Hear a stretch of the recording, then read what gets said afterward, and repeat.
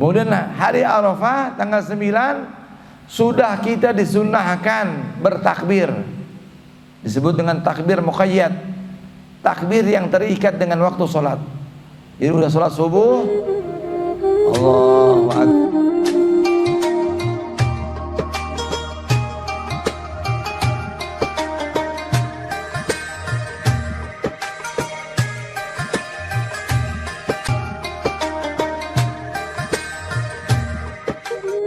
menurut perhitungan Indonesia.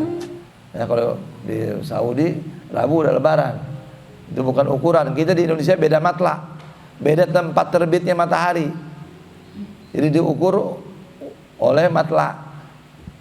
Jadi yang mau puasa besok puasa, lusa puasa, Selasa dan Rabu. Ya, puasa di hari-hari ini bernilai 1 tahun puasa. Ya, dan juga bernilai khusus puasa Arafah menghapus dosa 1 tahun sebelumnya dan 1 tahun setelahnya. Yukafir sana ma qabla wa ma ba'dah. Jadi itu bedanya puasa Asyura sama puasa Arafah. Kalau puasa Asyura syariatnya Nabi Musa. Orang-orang Yahudi dulu puasa Asyura karena selamatnya Nabi Musa dari kejaran Fir'aun. Mereka bersyukur kepada Allah, akhirnya mereka setiap 10 Asyura bersyukur dengan puasa. Nah, tetapi puasa Arafah adalah syariatnya Nabi Muhammad SAW. Bukan menghapus 1 tahun lagi, tapi 1 tahun sebelum 1 tahun sudah. Ini mengabarkan bahwa seseorang yang puasa Arafah insya Allah panjang umur. Ya, maka Anda bisa napas sampai 1 tahun ke depan. Nah itu. Kemudian hari Arafah tanggal 9 sudah kita disunnahkan bertakbir. Disebut dengan takbir muqayyad, takbir yang terikat dengan waktu sholat.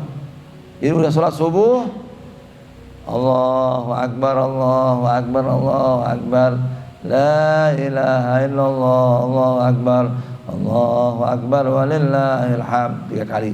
Baru Allahu Akbar kabira dan selanjutnya. Dan bukan hanya puasa, bukan sholat wajib aja, bahkan sholat sunnah. Kalau antum sholat duha, udah sholat duha, sunnah takbir.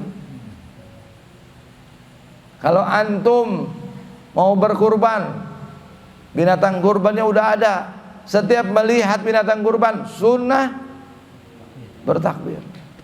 Ya, dan ini adalah syariatnya Nabi Ibrahim. Ya, Nabi Ibrahim dulu pernah, istilahnya saking dermawannya manusia, Nabi Ibrahim suka tamu. Jadi dicari tuh tamu tuh dari jarak 1 mil dijamu, ayo makan di rumah saya, mari, kata Nabi Ibrahim. Nabi Ibrahim punya dapur yang sangat besar. Dan itu dijamu tamunya, udah dijamu selesai, nanti dianterin lagi sampai 1 mil lagi. Saking senengnya nih sama tamu Nabi Ibrahim. Akhirnya dipuji-puji, ente Masya Allah, ente kasih makan orang. Dia pernah berucap, jangankan kambing, jangankan binatang ternak, oh anak-anak kalau suruh dipotong, anak potong, anak sembelih kalau diperintahkan. Dia nggak sadar, tahu-tahu dia nikah sama Siti Sarah, nggak punya anak ya, dibawa ke Mesir. Sarah ini wanita suci, keturunan orang soleh juga. Jadi dibawa ke Mesir, digoda sama Fir'aun. Fir'aun ini kan nama raja di Mesir. Ada Ramses I, Ramses II, nanti Fir'aun Musa sama Fir'aun Ibrahim lain. Ini Fir'aun Ibrahim, kakeknya Fir'aun Musa nih, menggoda Siti Sarah. Setiap mau menggoda Siti Sarah, tubuhnya Fir'aun langsung stroke, langsung nggak bisa bergerak. Akhirnya ini setan apa dia bilang, nggak bisa. Setiap anak mau deketin nggak bisa. Padahal ini raja, penguasa. Dia mau apapun dia bisa dilakukan zaman itu. Akhirnya dia mulai sadar, oh ini orang mulia, ini orang suci ini. Akhirnya karena dia menyadari itu, dia sebagai tebusan dia menghormati Nabi Ibrahim, dikasihlah putrinya yang bernama Hajar. Jadi Hajar itu anaknya Firaun, anak raja. Ya, bukannya budak. Ya, jadi sejarah itu harus diluruskan itu. Jadi semua nabi ini keturunan dari orang-orang mulia. Terus apalagi Nabi Muhammad sallallahu alaihi.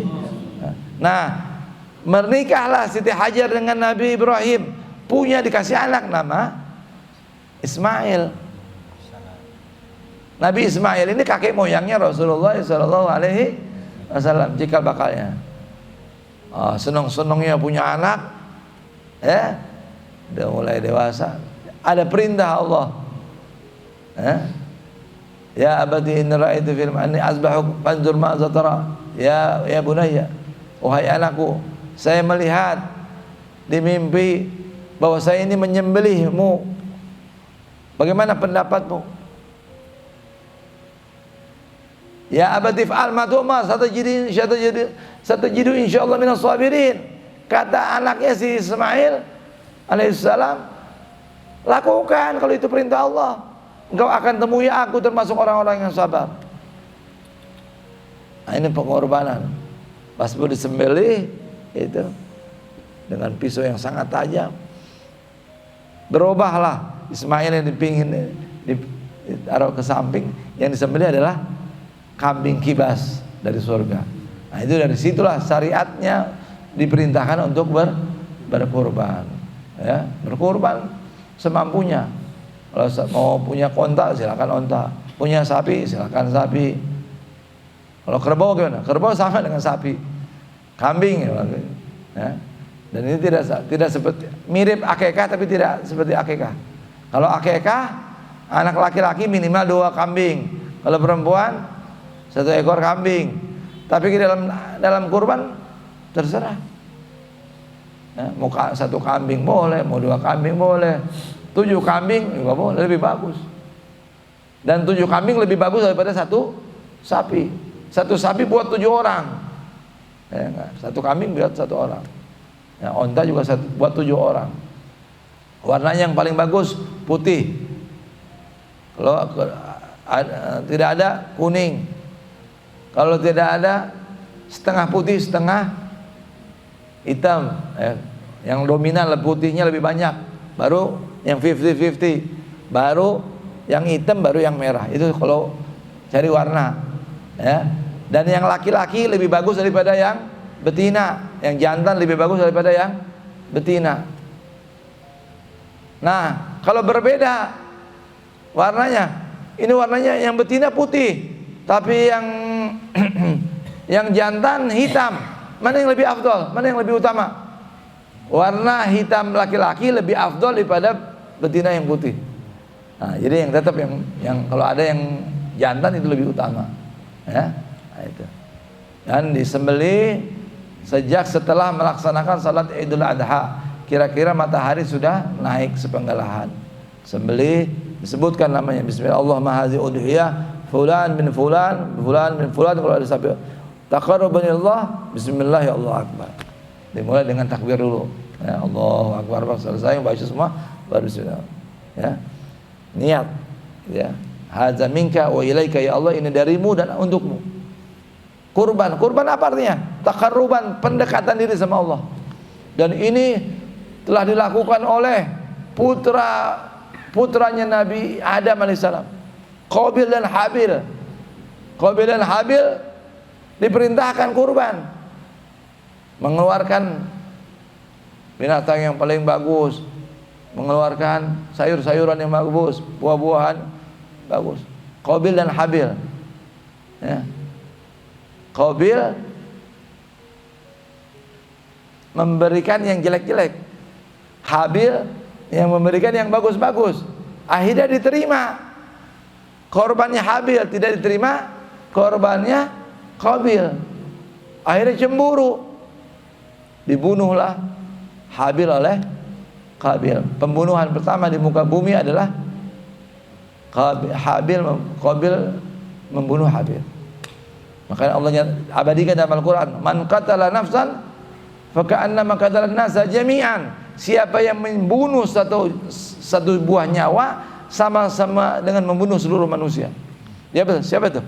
Qabil. Dia permulaan dia mencontohkan pembunuhan pertama. Jadi kalau ada pembunuhan selanjutnya dia dapat sahamnya. Kenapa? Telah mencontohkan. Kalau orang mencontohkan keburukan, dia dapat keburukan. Kalau dia mencontohkan kebaikan, maka dia mendapatkan kebaikan. Man sanna fil Islam sunnatan hasanatan, ya, falahu mislu dzalik. La yanqusu min ajri. Ya. Siapa yang memberikan contoh satu kebaikan lalu diikuti oleh orang selanjutnya, maka orang itu mendapatkan pahala tanpa mengurangi pahala si pelaku. Yang nyontoh tuh si ini dapat.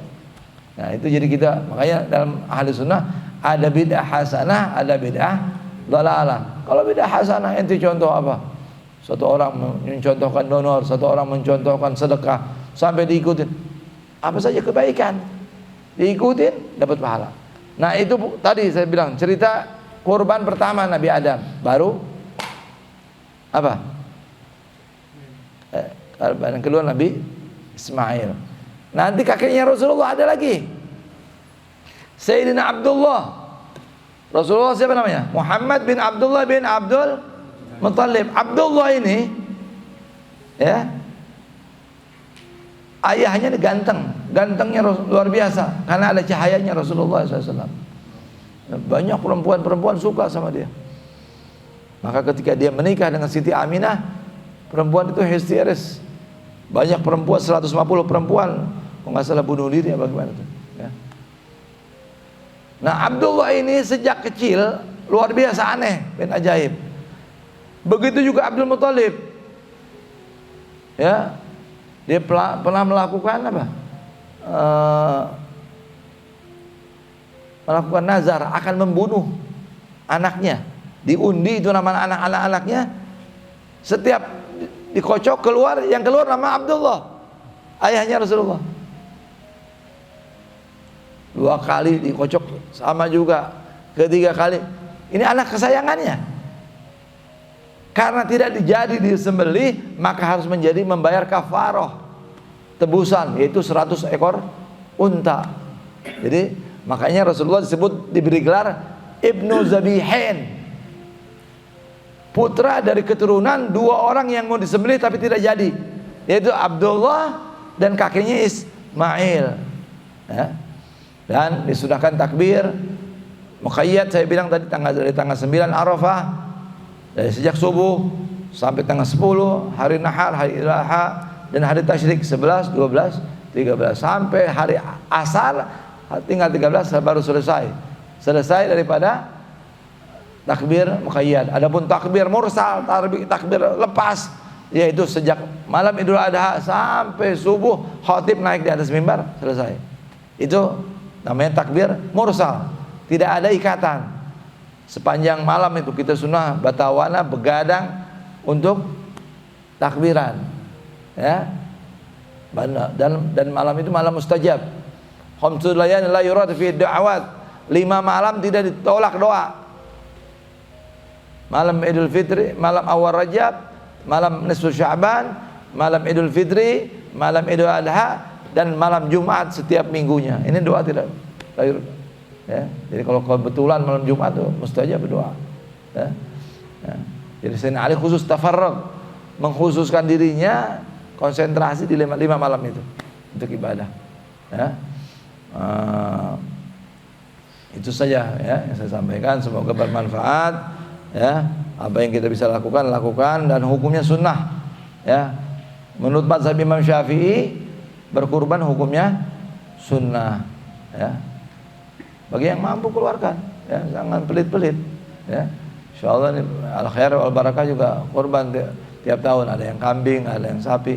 Tahun ini sapi, alhamdulillah. Ya, semoga manfaat. Ya. Nanti dibagi bonusnya. Ya, yang punya istri 1 aja. Ya, jadi jangan istrinya kepada ibu-ibu dibagi. Sekarang bapak-bapak, jadi bapaknya dibagi aja, ibunya enggak. Yang punya istri, tapi kalau yang belum punya istri ya dapat masing-masing. Artinya yang sampai dapat double maksudnya, ya. Semoga merata ini, sedikit-sedikit barokah, ya. Terakhir kita akhiri dengan doa. Bismillahirrahmanirrahim. Alhamdulillahi Allahumma shalli wa sallim ala sayyidina Muhammad wa ala sayyidina Muhammad. Wa radhiyallahu ta'ala an ashabi sayyidina Rasulillah ajma'in. Rabbi zidna ilman warzuqna fahman. Rabbi zidna ilman wa rizqna wa barik lana fi ma razaqtana wa ja'alna mahbuban fi